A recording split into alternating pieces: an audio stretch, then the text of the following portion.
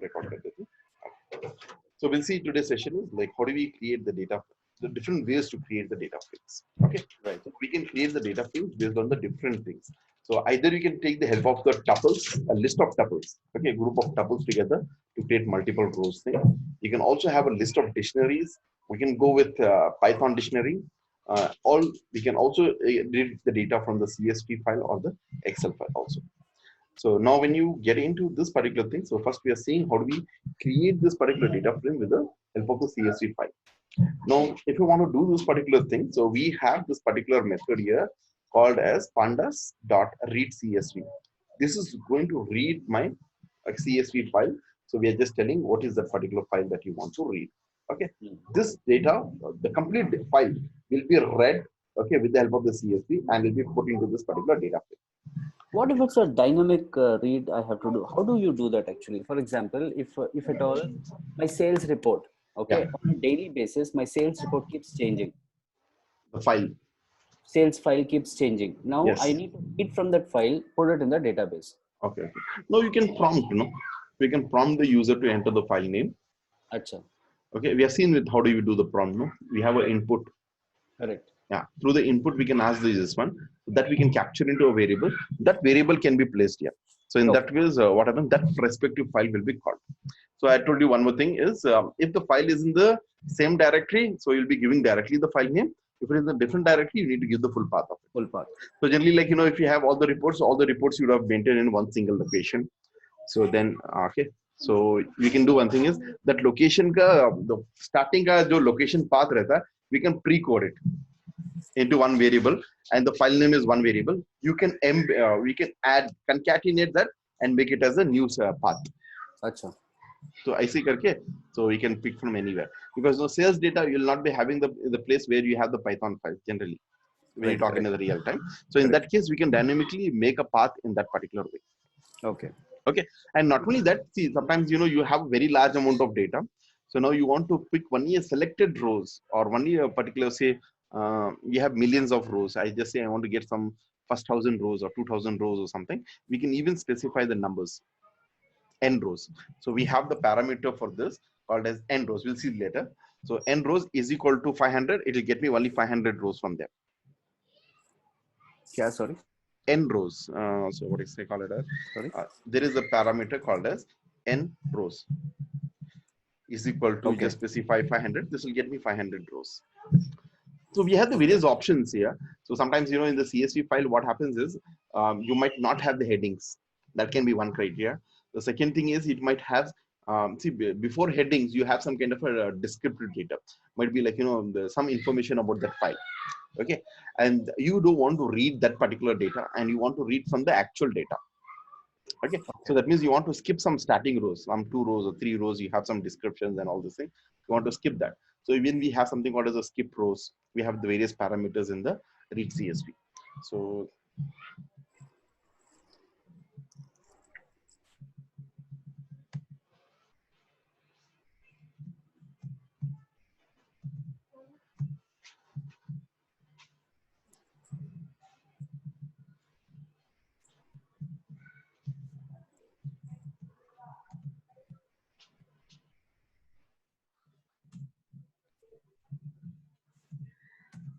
So something like n rows is equal to the number of rows. It will get you only that many number of rows. So we have something called as skip rows. So we have, so this is like you want to skip the starting rows. So we can do that. I'll explain you this particular things in the coming slides. Okay. Okay. So those particular commands are there. Even you want to hide some rows. So we have those particular options and all these things. Okay, fine. So this is like, reading the CSV. This will read the complete CSV file into this particular pandas. Right. So if you want to read the Excel file, okay, mainly you want to read the Excel file. So we need to import this. So we need to import the pandas, and also we need to import this additional library called as XLRD. So this is mainly when you're importing the Excel file. Okay.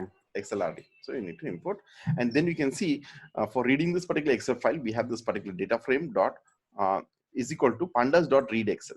Like there it was read CSV for reading the CSV file. Read Excel is for reading the Excel file.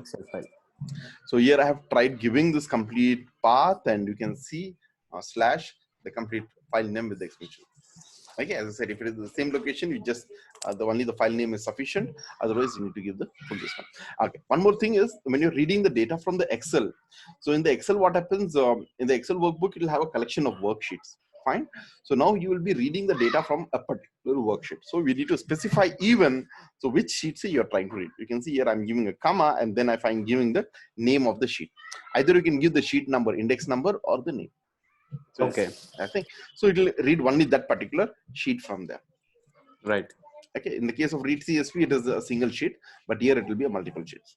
Okay. Okay. And things. Creating a data frame based on the Python dictionaries. Okay. So what is a dictionary? Dictionary is nothing but where the information is stored in the form of a key value pairs.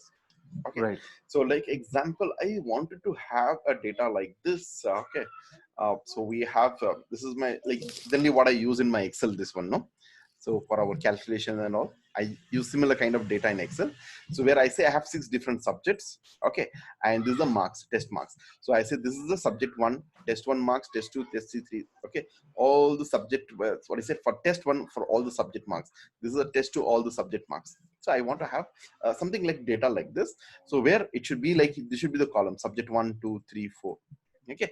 And the columns for this one also have given test 1, test 2, test 3, 4. So for this, you can see I have created like this for a dictionary. So first I have created one dictionary called as subjects. So where this is going to have the subjects like all the 6 subjects. Fine. And then, okay, that is the subjects is the key. That is, okay, I can say key is nothing but your column. Okay, value is your data. Right. Okay, so subjects, usme values I have given all the 6 different subjects. Fine.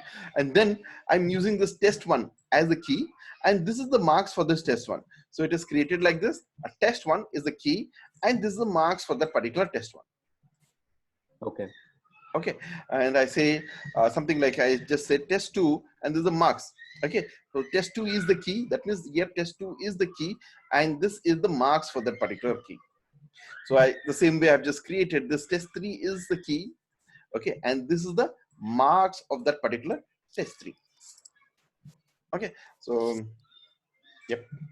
So this is the test 4, and this is the marks of the test 4, whatever is there in the test 4. Okay, so you can create even a data frame based on the dictionaries. So I have just created. So what is happening here? It's a dictionary which has the keys. These are the keys, and these are the values. What is there in the list? The values as a list. Okay, so I've created this into the variable called as dic. I just say data frame is equal to pandas dot data frame, and then okay, calling this one into this. So then we are trying to print. It is going to print this. Is that simple? Okay.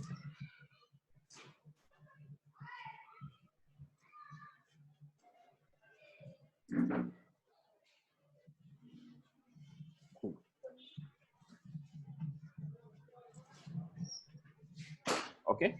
Yes, sir. Okay. So now creating a data frame from the list of tuples. See, what is a tuple? Tuple is a what is a list of values, okay, which is immutable. A list is a mutable list. So now here, when you look into it, I'm creating a list of tuples. Okay, this is my list. Data is my list. Within the list, I can say this is one tuple. This is another tuple. Okay, I have 4 different tuples. Okay, so I wanted to create again a similar kind of this one. Okay, so I'm just creating the data. So with the help of this kind of thing. Okay, so now this subjects is the first column. That is the first column, second column, third column, fourth column, fifth column. So that is a group of tuples. So I can create it in this particular way also.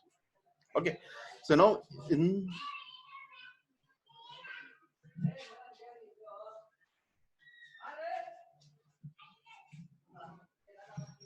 okay,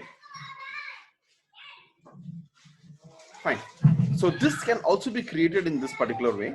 See here, I have created the column. That is the subject 1, 2, 3, 4 is the column, and this numbers what you see is nothing but the values. Fine. So the index you can see is given automatically 0, 1, 2, 3. Since there is no columns and there is no rows, so index is given like this 0, 1, 2, 3, 4, 0, 1, 2, 3, 4. Now I want to define, okay, the columns for this. Okay, so my own columns. So in that case, we can also do it something like this kind of thing. I have created the data, so where I just that is again a list of tuples, and within that I'm just trying to create pandas.DataFrame and doing this. Okay, now since there is no column names for this, you want to define your own custom column at the time of creating the data frame. So I just use this another parameter in the data frame. So that is pandas data frame. So I say columns is equal to, I'm defining the columns.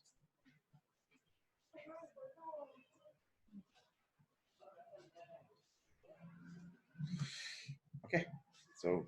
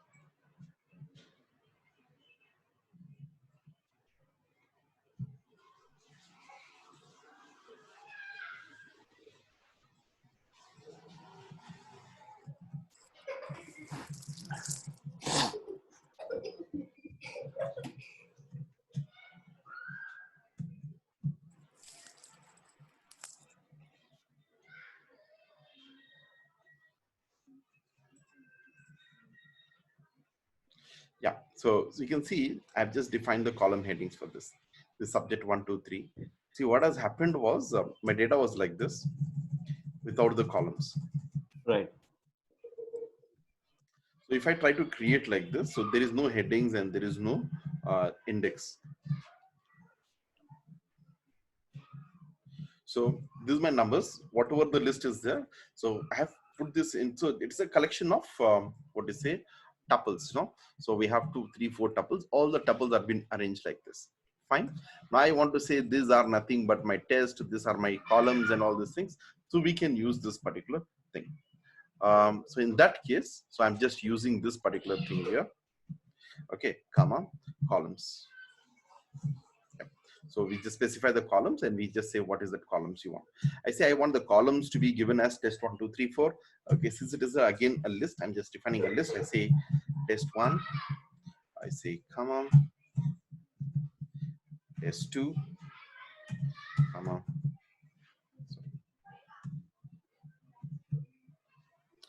test 3, comma, test. That's it. If you want to give the index, I can also give the index. Okay, index, I just say this is subject 1, 2, 3, 4. I just say it as a subject 1, comma, I say subject 2, then I say comma, subject 3, then I say comma, I say subject 4.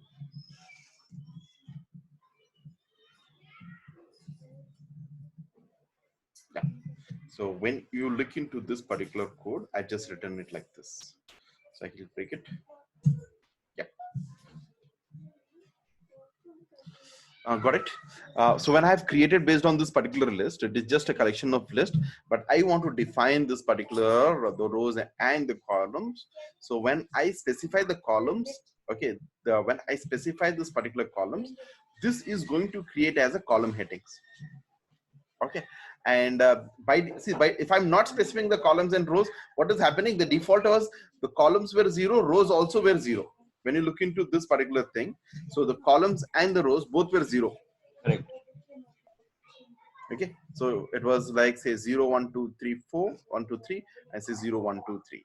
So I want to customize this particular thing, so I just use, so when I say columns, this is going to give the column headings. So when I say I want a rows here, so I just select the index. So index is going to give me the row headings. Index will give me the row heading. The what do you say, the columns will give me the column headings. So the output of this is going to be something like this. I think yesterday we were asking this in the question, 0 no, rows and columns. Okay? Correct. Okay, that's correct.